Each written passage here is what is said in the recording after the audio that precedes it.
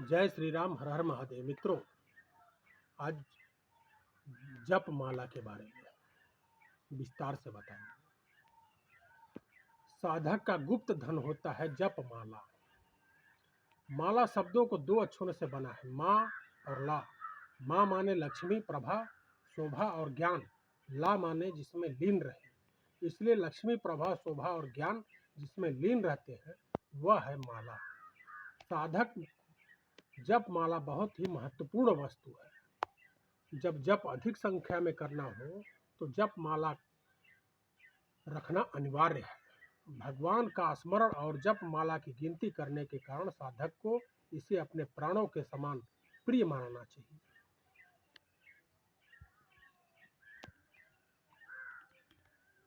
दूसरों की माला से जप क्यों नहीं करनी चाहिए? व्यक्ति को अपनी जप माला अलग रखनी चाहिए। दूसरों की माला पर जप नहीं करना चाहिए। जप की माला पर जब भी एक मंत्र जपा जाता है तो उस देवता की प्राण प्रतिष्ठा हो जाती है, माला चैतन्य हो जाता है। फिर उस माला पर एक ही मंत्र का जाप किया जाए तो धीरे धीरे मंत्र की चैतन्य शक्ति साधक के शरीर में प्रवेश करने लगती है। जब वह माला साधक का कल्याण करने वाली हो जाती है, इसलिए अपनी जप माला ना किसी दूसरे को देनी चाहिए और ना ही किसी दूसरे की माला पर जप करनी चाहिए। लेना देना तो क्या, दूसरों को अपनी माला दिखानी तक नहीं चाहिए। माला की पवित्रता का जितना रक्षा आप करेंगे उतना ही पवित्रता आपके जीवन में आएगी। जप माला के साथ ना करें यह काम। माला को लोगों को दिखावे की चीज नहीं है, बल्कि धन की भांति साधक को इसे गुप्त रखना चाहिए। माला की पवित्रता को साधक को पूरा ध्यान रखना चाहिए। जप माला को केवल जप की गिनती करने वाला साधक न समझ करके उसका पूरा आदर करना चाहिए। अशुद्ध अवस्था में उसे नहीं छूना चाहिए। बाएं हाथ से जप माला का प्रयोग नहीं करना चाहिए। माला को पैर तक नहीं लटकाना चाहिए। माला को जहाँ तक कहीं भी ऐसा ही नहीं रखना चाहिए। या तो उसे जप माली में या किसी डिब्बी में रखकर शुद्ध स्थान पर रखें। माला से जप करते समय रखें इन बातों का ध्यान। माला पर जप करते समय इन बातों का ध्यान अवश्य रखें। जप के लिए माला को हृदय के सामने अनामिका उंगली पर रखकर अंगूठे से स्पर्श करते हुए मध्यमा उंगली से फेरना चाहिए। सुमेरु का उल्लंघन न करें, तर्जनी उंगली न लगाएं। सुमेरु के पास से माला को घुमाकर दूसरी बार न जपें। जप करते समय माला ढकी हुई होनी चाहिए। जब तक एक माला पूरी न हो बीच में बोलना नहीं चाहिए, दूसरे की ओर देखना नहीं चाहिए और इशारे नहीं करना चाहिए। जप करते समय किसी कारणवश बीच में उठना पड़े तो माला पूरा करके ही उठना चाहिए और दोबारा जप करने के लिए बैठना हो तो आचमन करके ही जप शुरू करना चाहिए। विभिन्न कामनाओं और देवताओं के अनुसार माला में भेद होता है। जप माला अनेक वस्तुओं की होती है, जैसे तुलसी, रुद्राक्ष, कमलगट्टा, अष्टपी, हल्दी, लाल चंदन, शंख, मोती, मणि, रत्न, सुवर्ण, मूंगा, चांदी।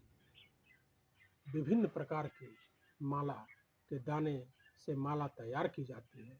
इसमें वैष्णवों के लिए तुलसी, सामर्थ्य के लिए शैव और भक्तों शाक्तों के लिए रुद्राक्ष की माला सर्वोत्तम मानी गई है।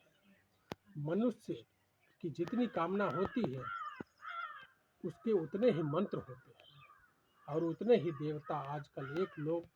आजकल लोग एक ही माला से सभी देवताओं का मंत्र जप कर लेते हैं। यह माला की मर्यादा की अवहेलना है। विभिन्न देवताओं को अलग अलग मालाएं होती हैं, जैसे लक्ष्मी प्राप्ति के लिए किए जाने वाले मंत्र कमलगट्टे या लाल चंदन की माला पर करें। विष्णु, कृष्ण या श्री राम के मंत्र का तुलसी माला पर, शंकर, हनुमान, दुर्गा आदि के मंत्र को रुद्राक्ष की माला पर, बंगलामुखी की जप हल्दी की माला से करें। जप माला बनाते समय रखें इन बातों का ध्यान। माला बनाते समय इस बात का ध्यान रखें कि एक चीज की माला से दूसरी चीज न लगाई जाए। माला के दाने छोटे बड़े न हो। माला में पूरे 108 दाने होने चाहिए, कम या अधिक नहीं। विभिन्न कामनाओं और देवताओं के अनुसार ही माला में भेद होते हैं।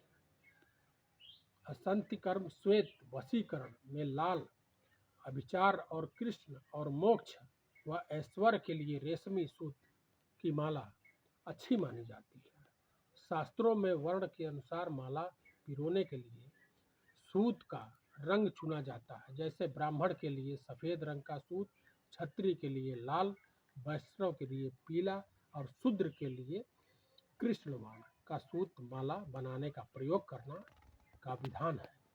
सोने के तार में भी माला पिरोई जा सकती है। माला जिस किसी भी चीज़ से नहीं बनती चाहिए और चाहे जिस किसी भी प्रकार से उसे गूंथ लेना भी वर्जित है।